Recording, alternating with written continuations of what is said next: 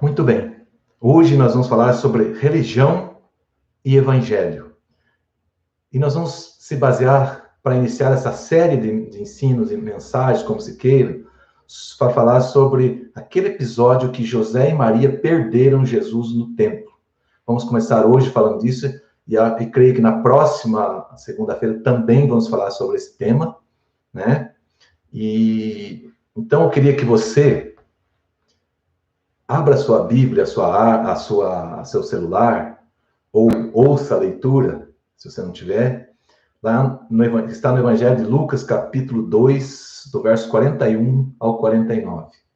Evangelho de Lucas, capítulo 2, 41 até o 49, né?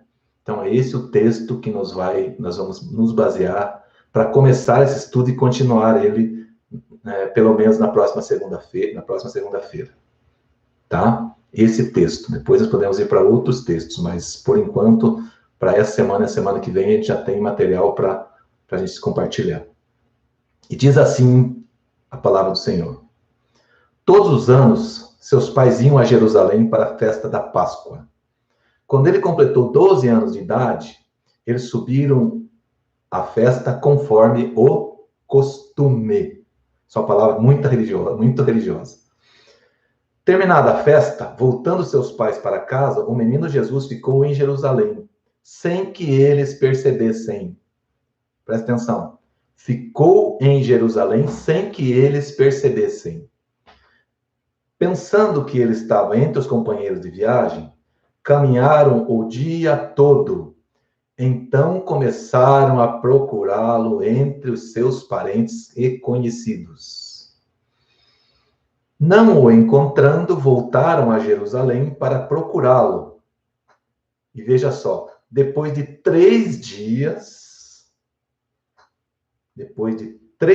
o encontraram no templo, sentado entre os mestres, ouvindo e fazendo-lhes perguntas.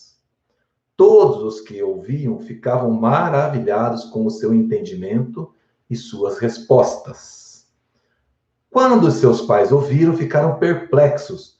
Sua mãe lhe disse: Filho, por que você nos fez isso? Seu pai e eu estávamos aflitos à sua procura.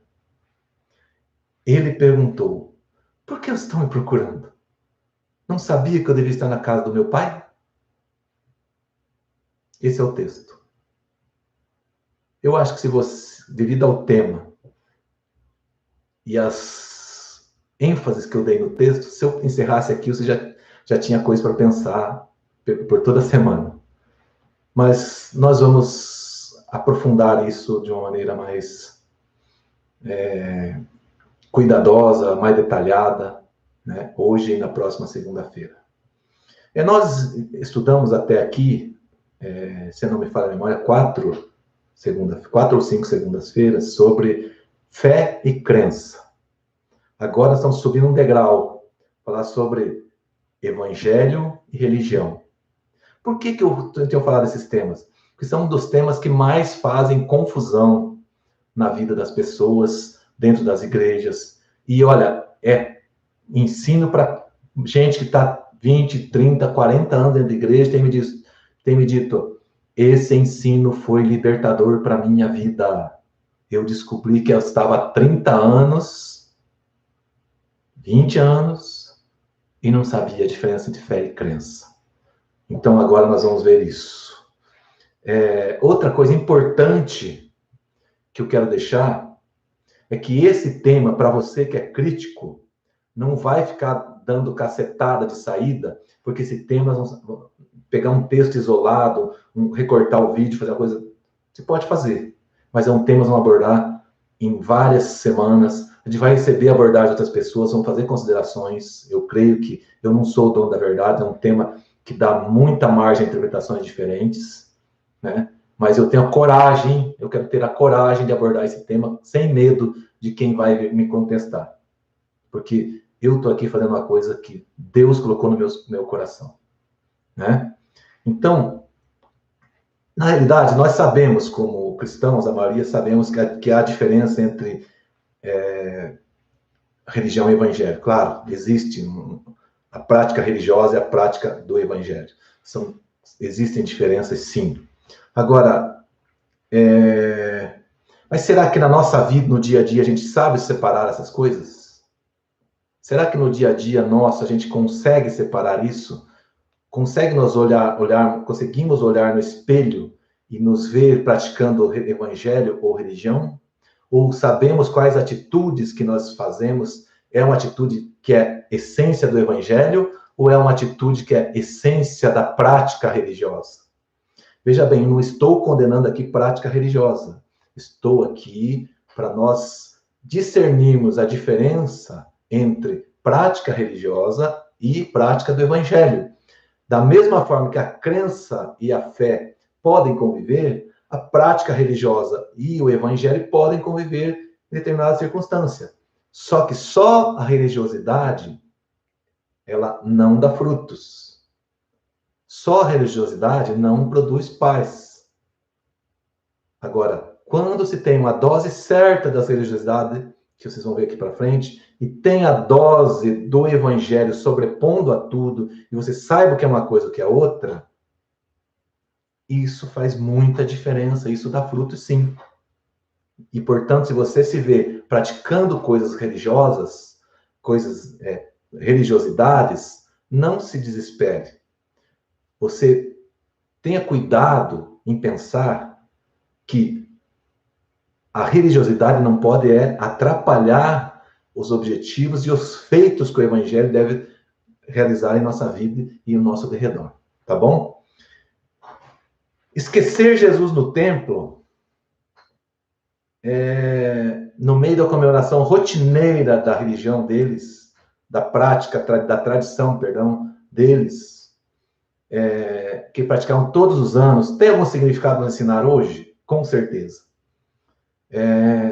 Esquecer Jesus no templo e seguir seu caminho, eu quero dizer para vocês que talvez um dos maiores problemas da igreja atual, um dos maiores problemas dos frequentadores de igreja atual, um dos principais problemas dos pastores da atualidade, e eu não me excluo disso, eu quero sempre vencer isso e ter cuidado com isso. O dia que eu achar que eu sou o dono da razão e eu não tenho mais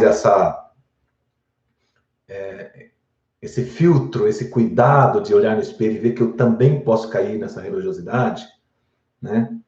Eu começo a andar para trás.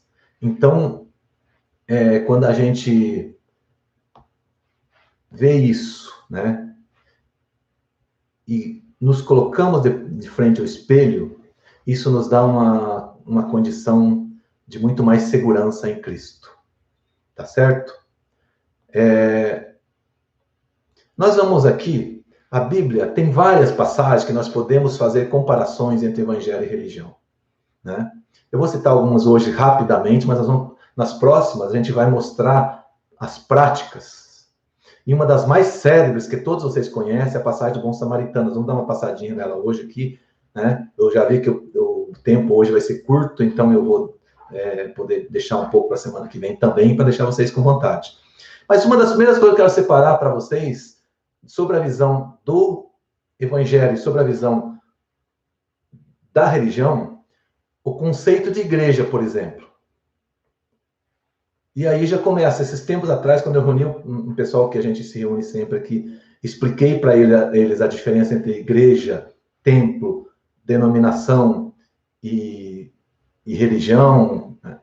Eles no final falaram, nossa, mas isso é libertador demais. Eu tinha toda essa confusão na minha cabeça. Mas enfim, na religião, igreja refere-se mais a templo, lugar sagrado, lugar de culto, é um lugar, né? Ou é uma aglomeração de pessoas dentro da mesma denominação, tá certo? São pessoas dentro da mesma denominação, então uma organização religiosa, tá certo? Ela tem assim, a igreja que tem determinadas regras e tal. Para o evangelho, a igreja já é um ajuntamento de irmãos em comunhão com Cristo, Conforme ele falou assim, onde estiverem 2 ou 3 reunidos em meu nome, ali eu estarei no meio. Simples assim. Quando a gente fala assim, onde estiverem 2 ou 3 reunidos em meu nome, está dizendo o quê? Que os requisitos que a religião às vezes exige, eles não são indispensáveis. Eles podem ser úteis para a organização, podem ser úteis para a prática, mas não são indispensáveis. Jesus só fala assim, onde estiverem 2 ou 3 reunidos em meu nome, ali eu estou. E dentro do evangelho onde Jesus está, nada mais precisa. Ou precisa ter um templo, um lugar, um pastor, ou o que tem. Onde Jesus está resolvido. Entendeu?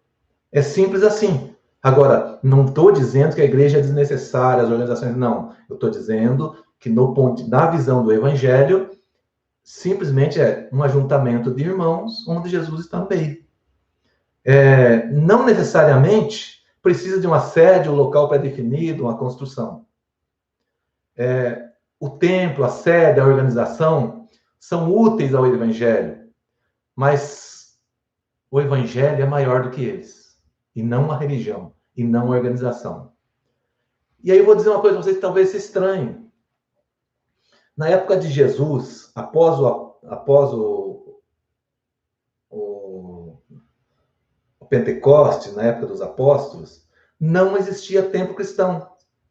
Quando fala no pátio do templo, então, os templos, as sinagogas, os templos judaicos que se reuniam, mas não era reunião de prática, era local que estava acostumado a ir. Porque tanto é que se reunia no pátio do templo. E quando a gente fala, no livro de Atos tem essa expressão. Só para você ter uma ideia, pasmem vocês, o primeiro templo cristão definido como templo cristão foi cerca de 233 depois de Cristo. Quer dizer, passaram-se 233 anos para se conhecer o primeiro local que a história, que a arqueologia já definiu, que era um local que os discípulos iam para lá para cultuar ao Senhor. Isso aqui aconteceu onde hoje é a Síria, chama-se a igreja do Dura Europa. Se alguém que é mais teólogo aí, gosta de ver, pesquisa lá e vê sobre essa Dura Europa. Essa é a mais antiga casa de oração cristã conhecida e comprovada. Os templos em geral se propagaram depois dos anos 300 depois de Cristo.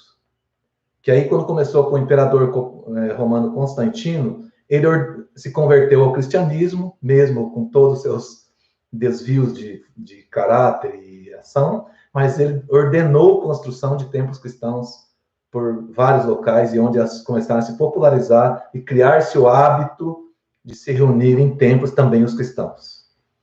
Bom, nós estamos falando sobre igreja, vamos falar sobre culto. Culto para a religião é um conjunto de práticas litúrgicas. O que é? Canta assim, aí depois faz aquilo, depois faz isso, depois ora, depois faz oferta, depois prega e tal, né? Isso aí é um culto. Para o evangelho, a definição de culto é a própria definição da palavra. Culto é um ato de adoração a Deus. E quando a gente fala nisso, eu já quero que você pense se no teu método de culto que você está acostumado a participar, se realmente é um culto ou é um evento que as pessoas desfilam pelo púlpito, que as pessoas vêm te interrompendo você de adorar, se você chegar lá hoje, a pessoa chegar lá hoje e dizer assim, olha, hoje nós vamos ter só adoração aqui. Só adoração. Se você mesmo diz, poxa, mas não cantou 3 hinos, o hino da harpa cristã, para quem é assembleano, do cantor cristão, da outra igreja, não cantou? Se você pensa assim, você é um religioso. Porque culto a essência, eu estou dizendo que a liturgia é errada, estou dizendo que onde deve a hierarquia de uma coisa, de novo, olha aqui, a adoração tem que estar sempre acima do rito litúrgico. Adoração. Nada que se faça dentro do culto, sob a ótica do evangelho, pode superar a adoração. Nada. Mas, infelizmente, a gente vê muita gente dando aviso quando você está adorando a Deus, vê gente lá interrompendo, amém, amém, amém, e tal, porque tem que passar aviso, tem que fazer oferta, tem que fazer não sei o quê. Então, não falando oferta e adoração também, é outro tema para a gente ver para frente. Tá bom? Entendido essa parte? Então, o culto é isso. O culto é essencialmente adoração a Deus sobre a visão do Evangelho. Sobre a ótica da igreja, da religião, ele é um rito litúrgico, tem práticas, tem coisas, rotinas a ser cumpridas, tem comportamentos a serem feitos, tem toda uma série lá, que, repito, não estou dizendo que isso é errado. Estou dizendo que ele não pode ser maior do que a adoração em momento algum. E se tiver que parar tudo isso para ficar só na adoração, ele continua sendo culto. Aí é muito mais culto do que antes. E agora vamos ver sobre denominação, sobre a ótica do Evangelho e sobre a ótica da religião, né? Nós já voltamos lá para o texto, tá, pessoal? Já voltamos lá para o texto. Denominação. Para a religião, denominação é uma segmentação que é indispensável para a vida religiosa e que dá às pessoas, e para as pessoas que também frequentam a igreja, uma identidade, um senso de pertencimento a um grupo específico. Ela dá para ela um referencial, né? Então, para a religião, isso é indispensável, né?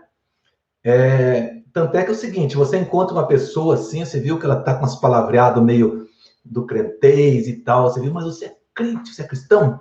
Sim. Qual igreja você é? E se o cara te dizer que não é de nenhuma igreja, você vai dizer, não, então você não é. Entendeu? E aí eu vou dizer para você, já complicou um pouco o lado.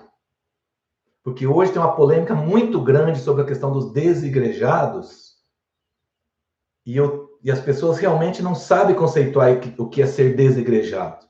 Então, para que ninguém fale para você, eu vou dizer que eu já falei isso, porque um monte de vezes nas minhas redes sociais. O que é um desigrejado? Não é a pessoa que desviou da igreja, que saiu fora do evangelho, que abandonou tudo. Essa pessoa não é aquela igreja que quer fazer uma igrejinha do jeito dele. Não é o rebelde, não é esse cara também que ama a Cristo, que quer obedecer a Cristo, só que não se enquadra em determinadas regras religiosas da igreja que pertencia ou de outra igreja.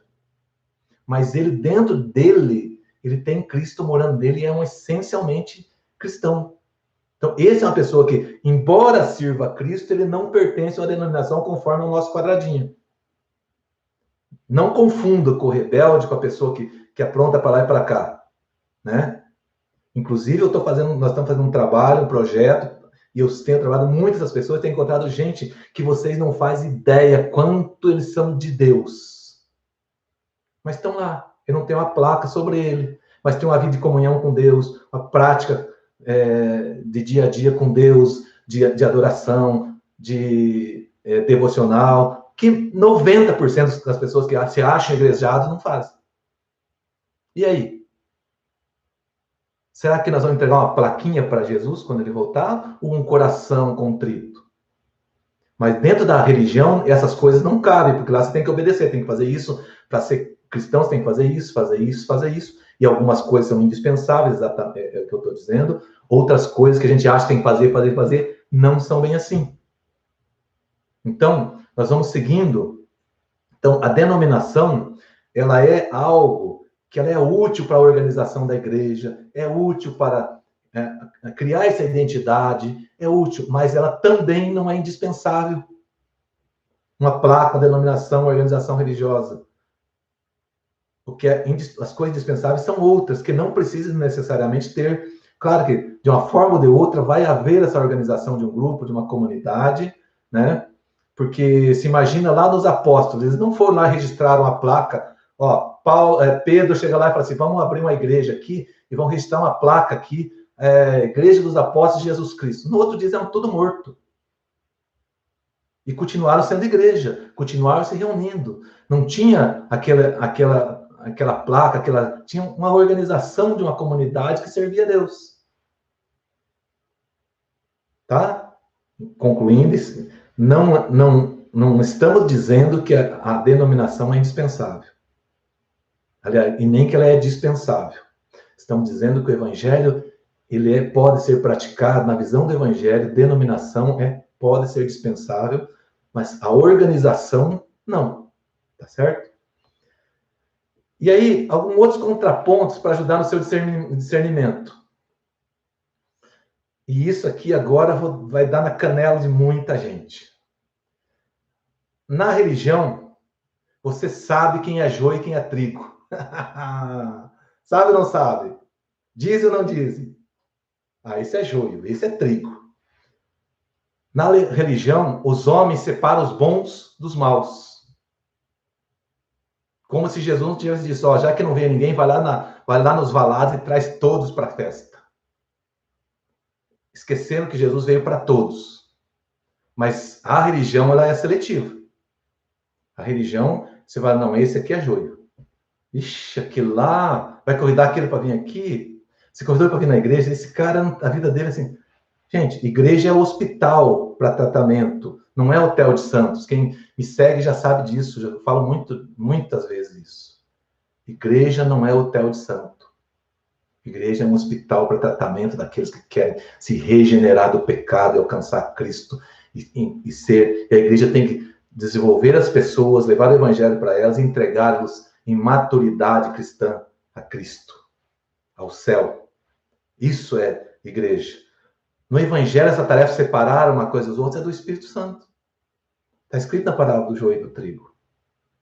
E não é hoje. Vai chegar o dia da colheita, que vai ser separado quem é e quem não é. Hoje, cada um vai lá buscar a Deus na sua forma. E homem nenhum tem condição de dizer se esse ou aquele vai para o céu ou não vai. Ah, mas como não? Então mostra para mim. Nós já achamos situações na Bíblia. O que é? O que é um julgamento? Não é você pegar um comportamento, pegar uma lei e dizer qual que é o resultado? Isso é julgamento. Você pega um monte de regras, pega aqui um comportamento, uma atitude, e diz isso é certo ou isso é errado. Eu, pelo menos, não me acho nesse direito, porque o primeiro que tinha que ficar aqui era eu. E quem faz isso e não se coloca primeiro na frente é um blasfemo. Gente que... Primeira coisa, você tem que colocar você lá na frente. Porque quando se fala em pecado, quem de nós não pecou hoje? Quem? Então eu não posso apontar para o meu irmão e dizer que o pecado dele é maior que o meu. Porque se eu não estiver zelando a minha vida com Cristo, eu sou um derrotado do mesmo jeito. Tem gente que acha essa ideia de igreja, de religião, ela diz o seguinte, que aquela pessoa que está caída lá na valeta, lá ele vai para o inferno e que Deus ama mais as pessoas que estão aqui dentro da igreja do que as pessoas que estão lá. Né? Eu vou dizer para você que Deus ama igualzinho. O amor de Deus é igual. Seja você bom ou seja mal. Aqui todos que são pais, vou trazer uma ilustração que não estava no meu esboço, mas vou fazer. Se, por exemplo, estamos aqui em Curitiba e um filho de uma pessoa pega um carro e se manda lá para o litoral a 200 por hora, ou de repente alguém que tem a infelicidade tem um filho que usa drogas, ou que pratica N coisas, bebe, e pegou o carro bêbado, e fazendo uso de químicos, e se mandou lá para o litoral e capotou o carro. E você, pai, recebe uma notícia, falou, fulano, aquele filho daquele jeito, está lá numa situação terrível no hospital. O que você faz? Você vai sair correndo para lá. Você vai lá e todos os dias fazer campanha de oração para que Deus restaure aquela vida, porque é seu filho.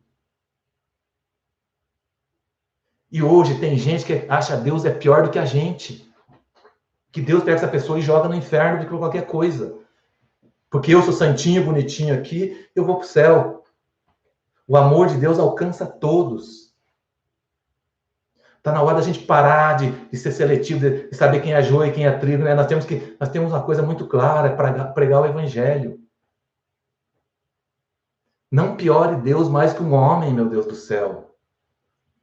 Quando a gente fala que o amor de Deus enche, Deus é amor. E se Deus é amor, não tem razão nenhuma para nós termos essa imbecilidade, essa insanidade de querer deixar Deus pior do que nós, que Deus não faria uma coisa que nós, como homens, faríamos. Ou quem não saía correndo para o hospital por um filho que se acidentou, mesmo que tivesse a pior vida que tivesse? Quem? Deus é amor. Ele não só ama, ele é amor. E por ser amor e ser onipresente, o amor dele alcança todos em todos os lugares. Vamos seguir que, senão essa palavra é para alguém aqui hoje e eu tinha que falar. Na religião, você vive uma vida de troca de favores. Você faz tantas orações, tanto tempo de oração para receber isso, dá oferta isso para receber isso.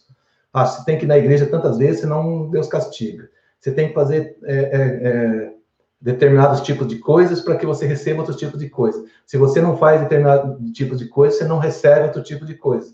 Então, a religião ela vai nessa linha, né? Aí, se você peca, você tem que pedir perdão é doutrina, mas tem outras religiões que dizem, você tem que fazer penitência, tem que fazer isso aqui, entendeu? Então, essa é uma coisa da religião, né? E você tem que servir os protocolos da denominação. Se não obedecer essas regras, ritos, costumes, você não pode ser parte daquele grupo. Você quer ver diferente? Então, o que eles fazem?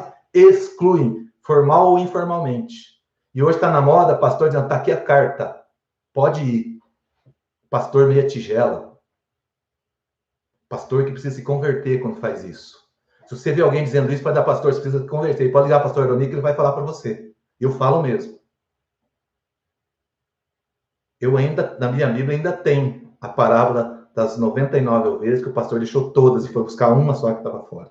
Ainda está lá. E foi Jesus quem ensinou essa parábola e é uma coisa que eu pratico. O evangelho, a igreja segrega. Aliás, a religião, ela segrega, ela separa, ela cria regras. O evangelho é inclusivo.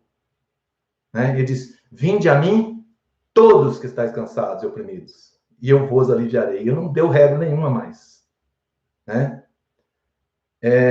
E aqui, nós vivemos, não é o tempo de estarmos pondo gente para fora, nós vivemos o tempo da graça, vivemos a graça. A Bíblia fala, pela graça sois salvos, por meio da fé, que se não fosse a graça, nós estávamos condenados. Já estávamos condenados.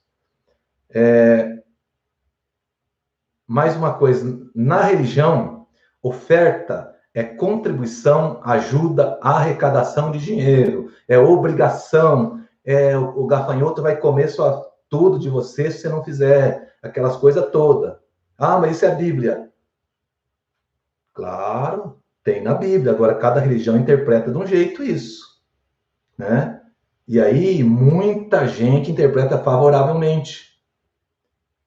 Esses dias eu aprendi uma prática sobre primícias, que as pessoas ensinam que primícia é você dar o dízimo primeiro de tudo, que é uma asneira bíblica tremenda. Né? Não estou dizendo que não deve dar o dízimo primeiro de tudo, mas primícia não é isso. Mas não é o nosso assunto. Se você pesquisa, procura no YouTube, lá tem uns pastores que falam bem disso aí, ensinam. Só que se um pastor ensinar em cima do púlpito hoje isso, o que é primícia de verdade, meu Deus do céu, vai dar tanto problema, né? Mas, enfim, posso até ensinar outro dia. Então, na religião, oferta é contribuição, ajuda, arrecadação, dar dinheiro, essa coisa toda. No evangelho, a oferta é adoração. Você adora a Deus com aquilo que Ele te deu. É um desapego material, é generosidade, é gratidão. E aí você não tem um limite. Eu conheço gente que dá muito mais de 10%. Mas ele dá com prazer, com alegria, com gratidão. Tem gente que dá 10% para obrigação, está pecando. A obrigação tem que ir lá, de medo, aliás. Tem que dar de medo. Não é de medo. Você tem que ter qual que é o sentimento que está nessa aí. Você está dando em adoração a Deus, está fazendo em generosidade, em gratidão. Amém. Continua fazendo isso. Continua com o coração generoso. Né? Enfim, nós temos muito contraponto desses para fazer. Só que eu não vou andar mais, então fica chato. Né? Fica cansativo para vocês. Mas eu quero aqui que você aprenda isso. Se você tiver uma canetinha aí, eu posso até repetir no final, colocar nos comentários aqui para você ver depois. Mas isso aqui é a essência de tudo que eu falei até agora. Religião é seletiva. Tá certo? O evangelho é inclusivo. Contudo, a salvação é exclusiva. Eu vou explicar. A religião é seletiva por quê? Porque ela faz assim, ó, você pode ou você não pode, você é ou você não é, assim vai, assim não vai. Isso é a religião. O evangelho é inclusivo por quê? Porque o evangelho de Jesus disse, vinde a mim todos. Ide por todo mundo pregar o evangelho a todos. Inclusive, ele inclui. O evangelho abraça, alcança. Todos aqueles que querem ouvir a boa nova da salvação, o evangelho alcança. Contudo, a salvação é exclusiva. Por que a salvação é exclusiva? Porque para ser salvo, você precisa lutar. Você precisa ir muito sério, levar uma vida cristã de seriedade. Porque eu costumo dizer, para o inferno, para o céu, você precisa querer, lutar, cuidar. Para o inferno, você vai sem querer, você vai só seguir o que a tua vida faz. Então, concluindo, se alguém estiver ouvindo, aí pode escrever nos comentários que os outros copiam. Religião é seletiva, evangelho é inclusivo, contudo, a salvação é exclusiva. Mas então, para a atualidade, como podemos perder Jesus no templo, voltando lá ao início do texto? Trocando a simplicidade do evangelho pela suntuosidade da religião e do templo. Se você troca a simplicidade do evangelho por tantos ritos, tantas coisas, tanta festa, tanta comemoração, tanta agenda, tanta coisa para fazer, e daí faz uniforme não sei do que, e faz não sei o que mais, e arruma isso, e faz aquilo, só que no fim não funciona. É a simplicidade do evangelho. O evangelho é simples.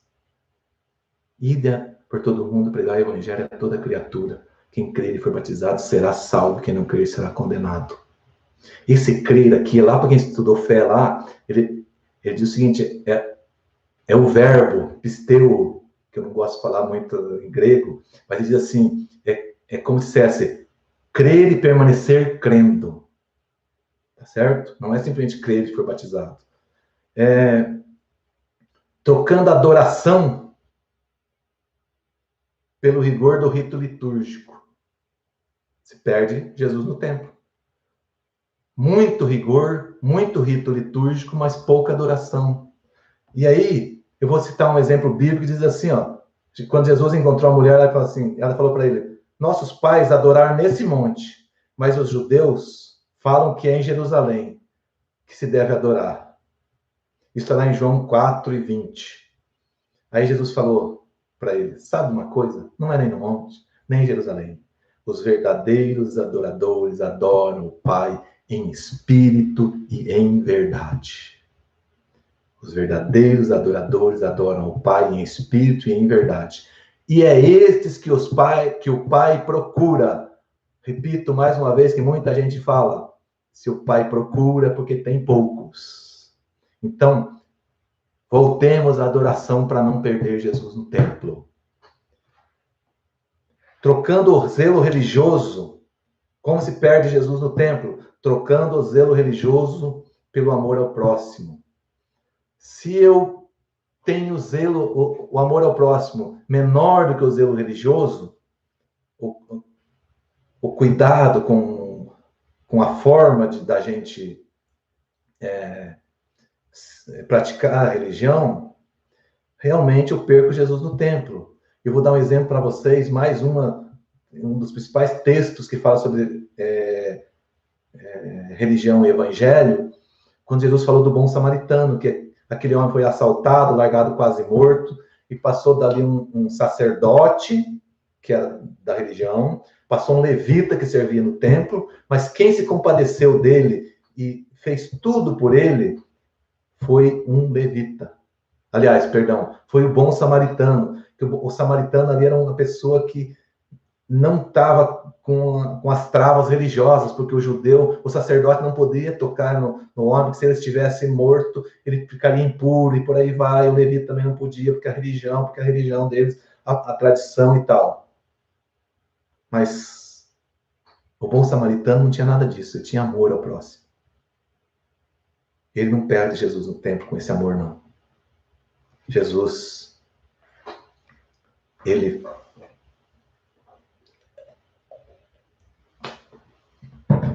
o bom samaritano não perde Jesus no templo. Mais um item. Como não perder Jesus no templo? indo buscar Jesus, indo buscar as pessoas para Cristo e não convidando-as para a sua igreja. Mas não pode convidar? Não, não é que é isso que eu estou dizendo. Jesus falou, disse assim, ide por todo mundo pregar o evangelho. Ele não disse, convida as pessoas para ir na tua igreja. As pessoas acham hoje que se levar um bilhetinho assim bonitinho, chega lá, lá vai no culto do amigo. Não digo que isso é errado, mas isso não é pregar o evangelho. Isso é convidar a pessoa para a sua religião, para a sua igreja. Tanto é que é o seguinte, se distribui 1000 convites, vai 5 pessoas lá. Por quê? As pessoas não estão procurando uma igreja, estão procurando Jesus. E quando você fala de Jesus para elas vão à igreja como consequência. Mas nem sempre a igreja vai ser o primeiro. Continue convidando as pessoas para ir, mas não deixe de levar o evangelho até elas. Jesus disse, ide, e não vai, convide. A não ser que mudaram algumas bíblias, mas para mim ainda é isso. É nós, cada um, temos a responsabilidade de ir pregar o evangelho. Vamos lá na minha igreja, eu culto um amigo aqui. Beleza, faça isso. Se ela for converter, amém, glória a Deus. Mas não faça só isso, achando que isso que você deve fazer.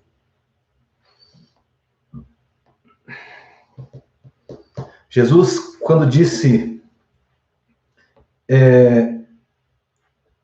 ide todo mundo pregar o evangelho, a toda criatura, não distinguiu a corrente religiosa que temos de pregar.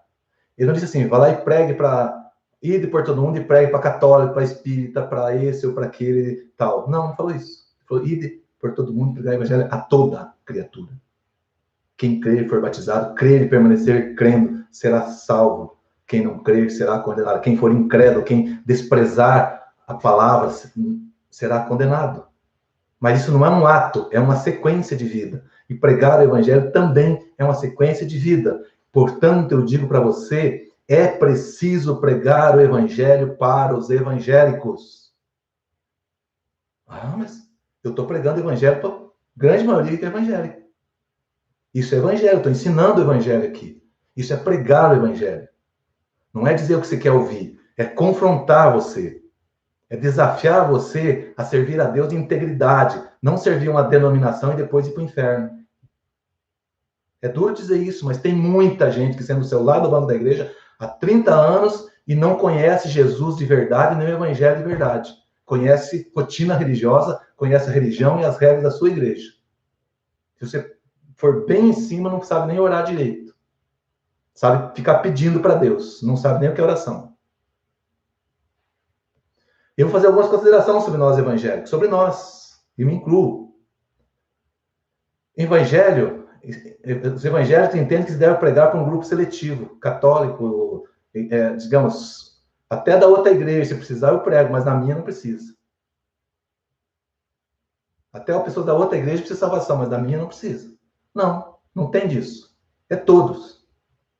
Sentou, tem a oportunidade, fala a verdade do evangelho e diga e confronte as pessoas que sejam, como quer que seja necessário. Não tem necessidade de você se sentir de alguma forma errado por isso. Os evangélicos não têm consciência que precisa pregar o evangelho a todos. E aí não pregam para ninguém. Hoje, as pessoas acham que pregar o evangelho é só pregar. É o pastor que prega na igreja, eu convido as pessoas para ir lá, se não for, não tá, né? Isso aí. Não. Precisamos pregar o evangelho a todos, e é todos que têm que pregar a todos. Todos têm que pregar a todos. Precisam pregar. Evangélicos não têm consciência que dentro das suas igrejas tem muito mais religiosos que precisam ouvir o evangelho da verdade que em muitas outras que vocês acham que estão todo errado. Eu não estou julgando, estou só supondo aqui. Pelo que eu conheço, pelo que eu aprendi, pelo que Deus me chamou para me afastar um pouco da multidão, para Ele me dar uma palavra diferente, para me dar um desafio diferente. E olha que eu tenho crescido e tenho achado em mim defeitos impressionantes, falhas impressionantes, e continuo tendo elas. Mas eu estou comprometido em melhorar a minha vida com Deus, porque eu sei que sou pecador. E não estou aqui para tirar pedra em ninguém. Estou aqui para desafiá-los, você, a deixar de ser religioso e ser um praticante do evangelho. Muitas igrejas evangélicas pregam religião o tempo todo, praticam religião o tempo todo, achando que é evangelho. Por isso que eu estou fazendo essa série, por isso que eu vou trabalhar esse assunto, por isso que você convide alguém que acha que não é, convide para estar conosco na próxima semana. Evangélicos estão se tornando perigosamente, se tornando religiosos. Tanto é que surgiu agora a classe dos não praticantes, porque a prática é muita da religião. Não estou dizendo que a prática é ruim da religião. Então, muita gente são denominados não praticantes, ou rotulados e desigrejados para uma série de coisas. Então, tem uma profundidade para nós explorarmos sobre esses temas que a gente vai fazer na sequência aí. Ou não? Depois das definições que nós fizemos sobre igreja e religião, você que está na sua igreja, não se acha um religioso? Você não achou nada em você de religioso? Ou então, se você agora puder olhar, eu vou passar um pouquinho dos meus 45 minutos que eu falo normalmente para concluir esse tema, mas já está no fim. Lá você dá mais valor ao rito litúrgico e adoração? Não te interrompe a adoração quantas vezes está fazendo? Lá não tem gente, e até obreiros, pastores, que separam o joio do trigo, que vivem separando o certo do errado, e que ficam julgando as pessoas? Lá não se excluem as pessoas para manter os bons? Não se excluem as pessoas de mau comportamento para se manter só os bons? E quem é bom na sua igreja? Quem não peca? Quando Jesus falou, quem não tem pecado, atire a primeira pedra, não vale? Quem não tem pecado? Lá na sua igreja, às vezes, dependendo da denominação que se pratica, é cheio de festas, eventos para a gente de dentro da igreja, e você gasta, faz um esforço imenso, e chega ao final, não tem nenhuma conversão, não tem fruto para as pessoas de fora, só uma atividade para as pessoas de dentro. Lá não ficam mandando se convidar as pessoas para ir da igreja, ao invés de imputar a ideia de te ensinar que você tem a responsabilidade de pregar o evangelho? Lá não estão distorcendo a Bíblia do ide, pregar e do traga para mim pregar? Ide por todo mundo e pregai. A Bíblia fala isso, não diz assim, traga para o pastor pregar.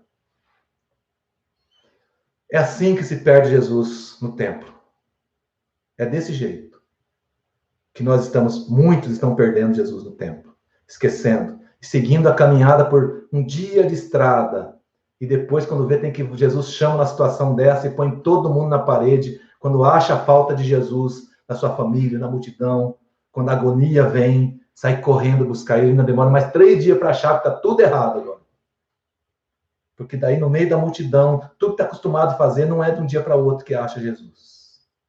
Mas eu estou falando isso porque nós precisamos voltar a um dia de caminhada, a talvez 10, 20 anos atrás, e ver qual era a nossa prática cristã, religiosa, e o que tomou conta da nossa igreja, da nossa prática de fé como religião, e que sobrepôs ao evangelho. Mas eu tenho uma notícia para dar para você, todo aquele que ouvir. Jesus sempre está na casa do Pai, onde tudo começou, onde ele estava. Ele falou, por que vocês estão me procurando? Você sabe que eu estou aqui. Ele está lá no primeiro amor, lá no princípio. E é só voltarmos ao princípio que reencontramos ele. É só voltar ao princípio que nós reencontramos ele. Os princípios do Evangelho de Cristo são os mesmos. Vinde a mim, todos aqueles que estão cansados e oprimidos, eu vos aliviarei. Porque o meu fardo é leve e o meu jugo é suave. O fardo de Jesus é leve e o jugo é suave. Não é uma religião que impõe nas costas da pessoa que tudo aquilo pode e não pode, tudo aquilo lá. Esse dia eu quase bati numa pessoa, num pastor, brincando, né? Obviamente. Mas quase puxei a orelha dele quando ele disse assim, eu falei, poxa, tem gente que a pessoa se converte, a igreja dela vem lá com um livrinho, agora você não pode isso, não pode isso, não pode isso, não pode isso, não deixa o Espírito Santo trabalhar nada, a pessoa vai embora, não volta nunca mais. E o pastor falou, mas pastor, é errado fazer isso? Veja bem, tem pastores que ainda pensam assim. Ao invés de ensinar, discipular é um ensinamento para a pessoa mudar, não é botar uma cartilha para seguir, não é um monte de regra. Discipulado é fazer a pessoa receber Cristo igual os discípulos de Jesus receberam, que até se negaram, Pedro se negou a ser crucificado da cabeça para cima, porque o mestre tinha sido crucificado assim. É isso. O Evangelho traz alívio, traz fardo leve. A religião traz peso, traz regras. E quem conhece o Evangelho e recebe Jesus não sofre com o fardo da religião.